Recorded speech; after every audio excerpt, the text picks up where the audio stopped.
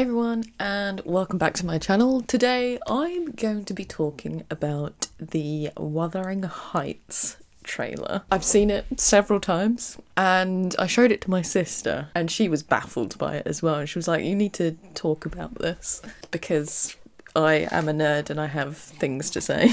I feel like I'm slightly qualified to talk about. I've made notes in my notebook.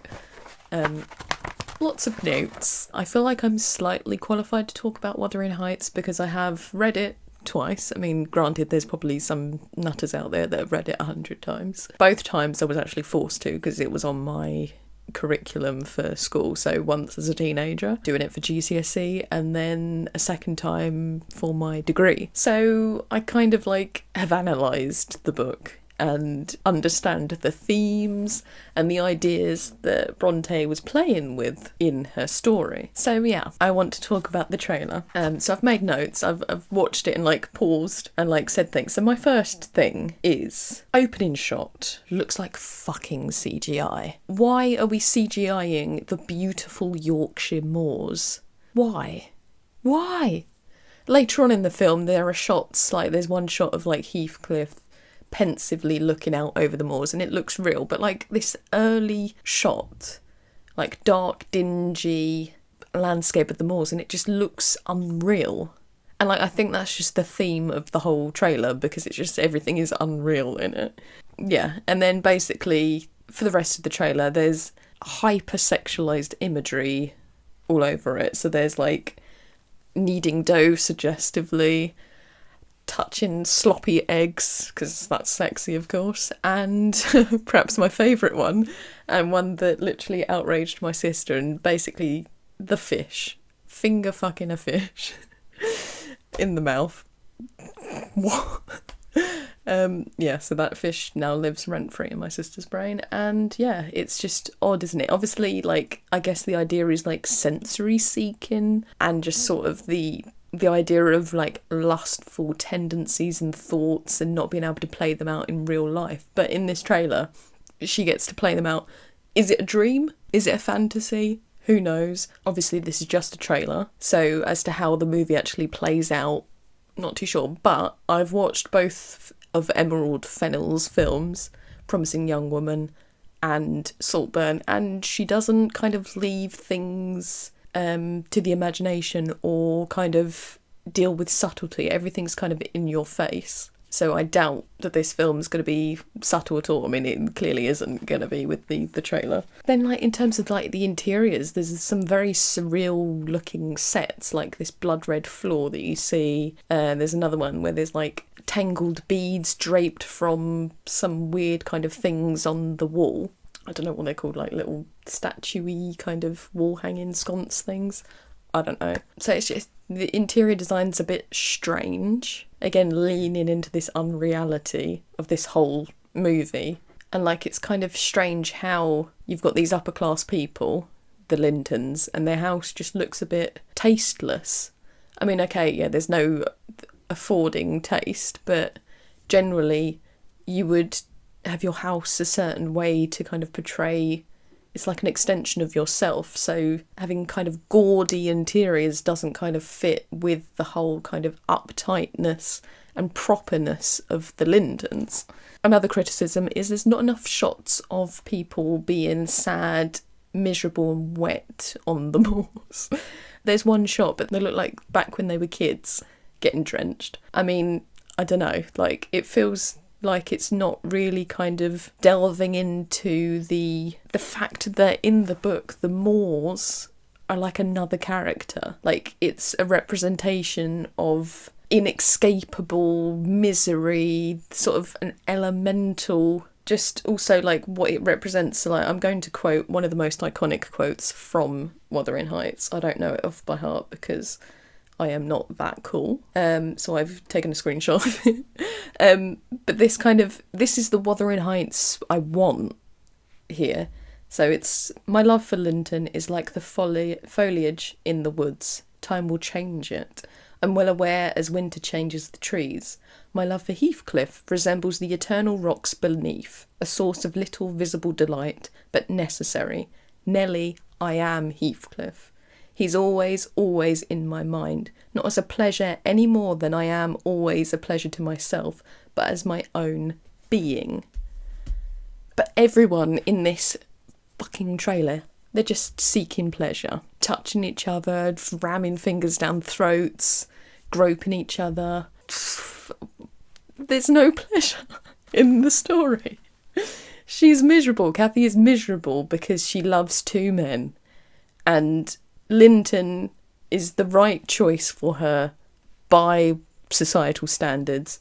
But Heathcliff is as much herself as she is. So it goes beyond romantic love. And then I just put here, Fennel has seemingly decided to just show pleasure seeking and lust as the main feature of Kathy and Heathcliff's relationship, which feels quite wrong, and like this is an adaptation. And basically like this is kind of an adaptation in the vein of those erotic bodice ripper books that quite a few older ladies like to take out at the library that I work at.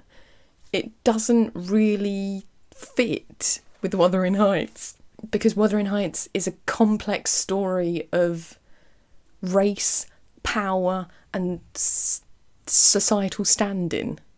And like, talking about race, it's a good segue into the first red flag of the film, which was when Jacob Elordi was announced to be playing Heathcliff many moons ago. Dark-skinned. The amount of times that Heathcliff is referred to as dark-skinned in the book.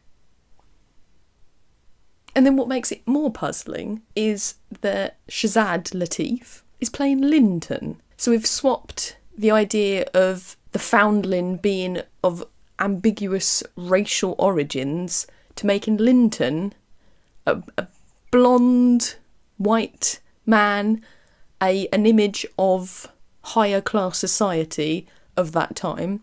We've lost the symbolism. Why?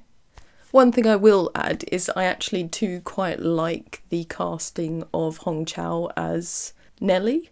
I love the actress. I think she's phenomenal, so I have every confidence that she's going to be a great Nellie. And like, for example, my girl Andrea Arnold understood the assignment in her, I think it was 2011 adaptation of Wuthering Heights. And it felt like somehow groundbreaking casting at the time to actually cast a black actor who played Heathcliff in that film. And like, it feels like we've just taken a step back. Why? Right, and then back to like some of the imagery. There's a moment in the film where Margot Robbie's Kathy is absolutely channeling Dracula 1992. And you can't tell me otherwise. The glasses. Excuse me. The hair. So you've got the glasses of Gentleman Dracula landed in London, albeit purple tinted rather than red tinted. And then you've got crusty old Dracula in his little castle, and then her hair's the same. Bit random. Fucking love 1992 Dracula. It's such a stunning film. And I feel like this film is trying to be very visually interesting, but it just kind of feels a bit forced. And yeah, not sure about it. And there's a moment which is very Red Riding Hood-esque, of like snowy landscape. I think it's like some abandoned mine, maybe. I'm not sure. Can't remember. And like maybe Kathy, or maybe one of the younger generations. A woman is wearing a red cloak with the hood up, and it's like, is Heathcliff a wolf? Like the wolf in this scenario? Be aware of the big bad wolf, and like he's leading her to a life of depravity or something. What in the Marquis de Sade is going on in this trailer? If anything, it just feels like everyone is a bit sex mad. Like they're all horny as fuck. And as if that wasn't bad enough, there is actually an article on The Guardian talking about a test screening. And here, I'm just going to read out about the opening scene. So the film reportedly opens with a public hanging in which the condemned man ejaculates mid-execution. The crowd react orgiastically, and a nun fondles the corpse's visible erection. What in the Dionysus has happened on the Yorkshire moors? everyone's been possessed and have turned into like sex-obsessed maenads or something. It's just odd. It's odd, and it feels like it's a reaction to the smuttification of book talk. And so, like, has Fennel kind of, I don't know, like, somehow thought, oh, like, everyone's just reading smut these days, let me give it to them on a plate, but make it literary? I don't know. Anyway, it's an abomination. And it feels like it's just trying to be shocking, and that's no different to any of her other films, is that there's just this very kind of keenness to shock. Whereas in Wuthering Heights, it is noticeably sexless, albeit there are hints and, like, people can interpret. Like, there's an interpretation that Heathcliff gets it on with Kathy's corpse at some point. But, yeah, I feel like Emerald Fennell has just sort of ran with the idea of there being like so much desire and sexual exploration going on behind the scenes and just thrust it in our face. I don't know. I think that's as much as I'm going to say about this movie at this time. Am I going to go and see it? Yes. Because I'm curious. I need to know whether it's really a masterpiece hiding under all of this stuff that's just been thrown at the trailer, and whether the film is going to be kind of very different. I doubt it, but yeah, who knows. I will go and see it just out of curiosity, and hey, maybe I'll be surprised. But anyway, thank you for watching. Let me know in the comments what you think of the Wuthering Heights trailer, whether you're raging like everyone else on the internet, or whether you are actually quite enjoying the change, the subversion of what we usually expect Wuthering Heights to be. Let me know if you're excited for 50 Shades of Heathcliff. Yeah, thank you, and I'll see you again soon. Bye-bye.